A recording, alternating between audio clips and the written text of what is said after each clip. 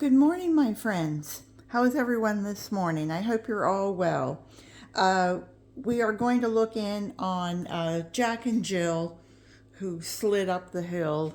And they are my oblong planters. They're waist high, and oblong planters that I've turned into worm nurseries, place to grow my worms. And I have a little cardboard on top, and I have a little bubble wrap on top. And we'll see if there's anybody hiding underneath the bubble wrap. Looks like there's quite a nice little family under there, and they are on the bubble wrap. So I'm going to actually take the bubble wrap and fold it into itself so no one is left behind. And I'm just off my kitchen, so I have trying to keep this as neat as possible. And I just did, let's see, this is Jack. I just finished doing Jill, and I didn't want you to have to sit for the whole process. So we're just gonna real quick go through this.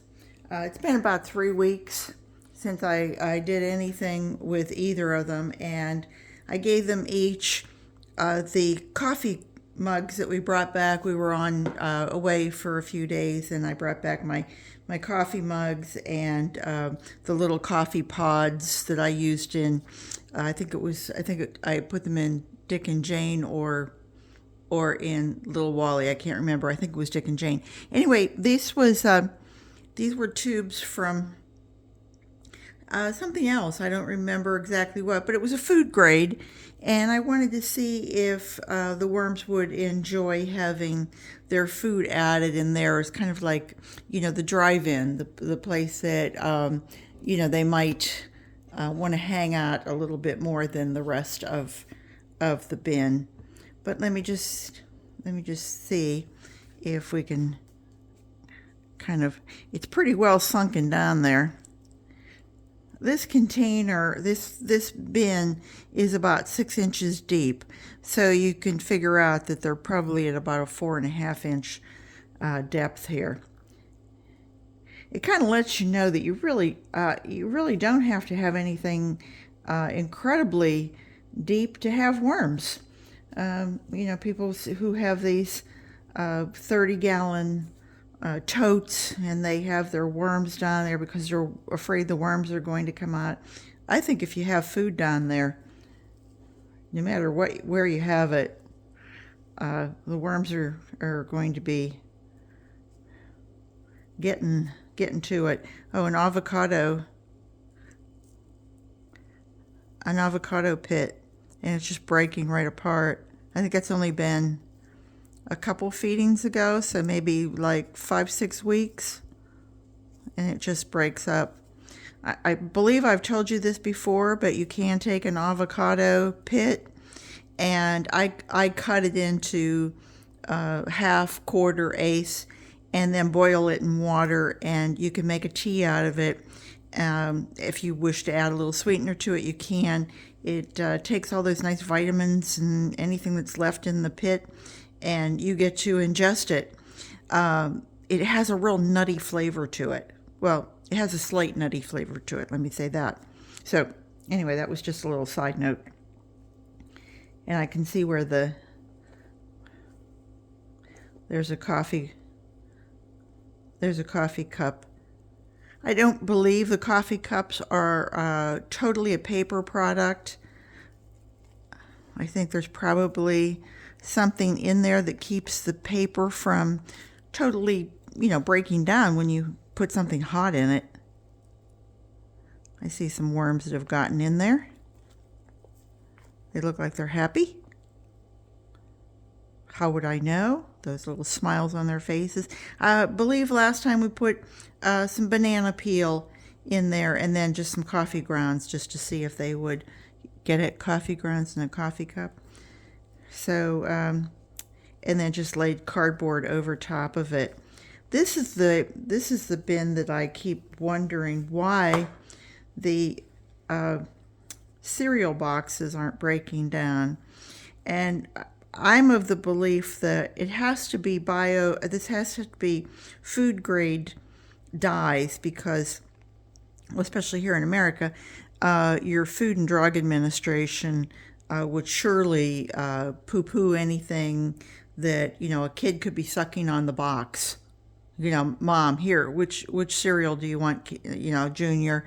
And Junior says, oh, I want this one. And then it ends up while Mom's getting the bowl out or something, the kid's sucking on it.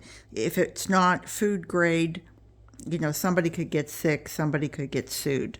So I think it just needs to be broken down a bit more. When I put them outside, they break down over a season.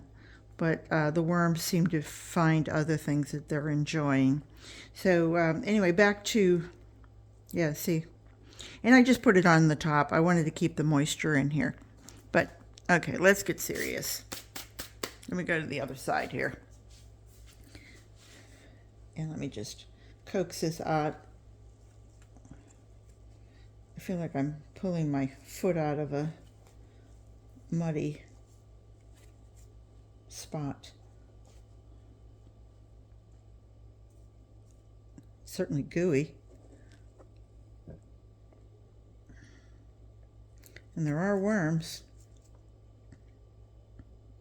Oh, I know. This is that's cardboard, isn't it? Look at that. That's something that's broken down. I was thinking that this was a salt container. Had a pound of salt in it. Oh no, I'm sorry. Those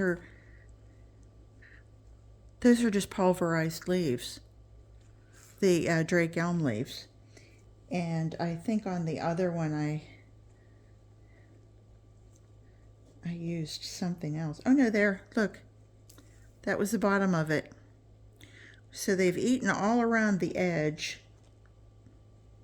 Why don't we just do that again? And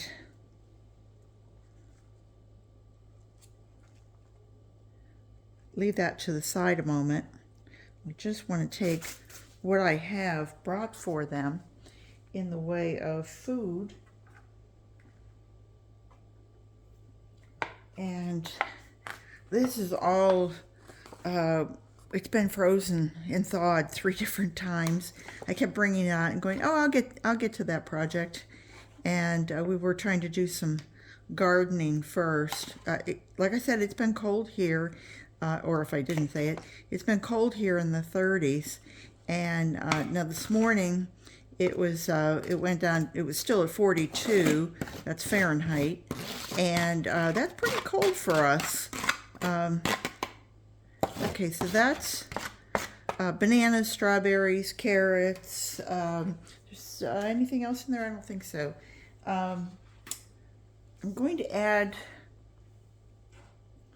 some coffee grounds on top of it, and just for a kind of little drying out there. And I think we'll give it the filter, and I'm going to stick with the pulverized leaves. Obviously I can't get this the whole way up to the top, but I want to kind of dry that out a little bit. Let me just do that. I'm going to give them some pulverized shrimp shells, and I showed you this whenever I was doing Lil Wally, and it is shrimp shells. We buy our shrimp, whole and with shell, and then we shell them, take it and put it into some boiling water with our herbs and spices, all kinds of good things, and we boil the shells separately from the shrimp. Then when that's really getting to a good boil, we'll take the shells out, let them drain, and then take our shrimp, which has almost come to room temperature, and then put those into the boiling water.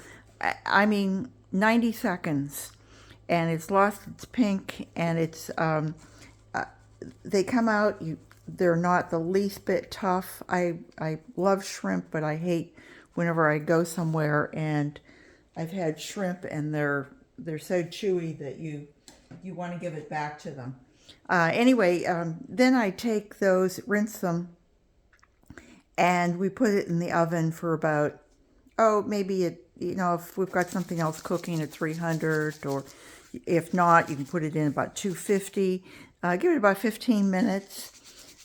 Take them out, let them dry for a day or so, and then put them either in your NutriBullet or what kind of grinder that you might have, and you can break it down. If you don't have a grinder, you can always use a mortar and pestle. That's old school.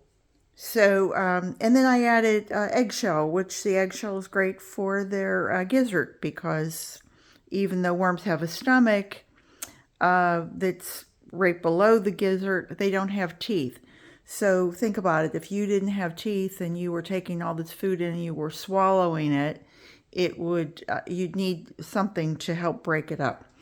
And so that's the use of the eggshell as grit.